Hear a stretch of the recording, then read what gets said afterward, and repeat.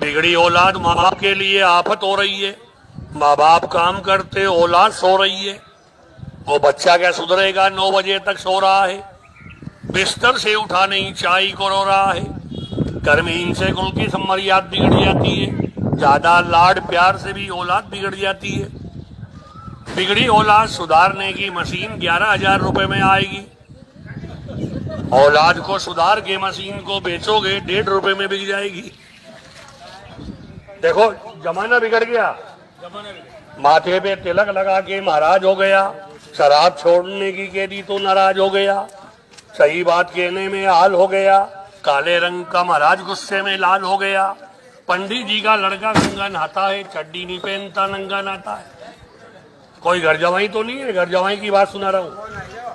घर का बेदर किसे कहना न चाहिए। मर्द को ससुराल में रहना न चाहिए। ससुराल का सारा ही काम करना पड़ेगा। बहनोई होके साले से भी डरना पड़ेगा। लाचार बन रहना पड़े, कह सके को दम नहीं। घर जवाई की इज्जत होती गधे से कम नहीं। कोई घर जवाई तो नहीं है? हाँ, ज्यादा दिन कंवारा रहना खोटा नहीं है। शादी के बाद उलझनों का टोटा नहीं है। पुराने शादीशुदा से पूछ लो कितने आफत हो रही है, कहने में नहीं आती, आत्मा ही रो रही है। जमाना खराब, महंगाई बहुत हो रही है। 2 औरत वालों की तो आजकल मौत हो रही है।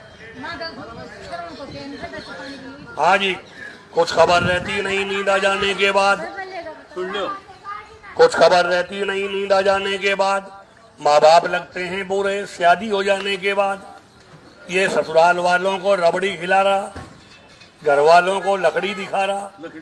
जमाना यहाँ तक खराब आ रहा, बाप को पूछता नहीं, ससुराल जा रहा। सासू की सेवा करना बहू के लिए अच्छी बात है।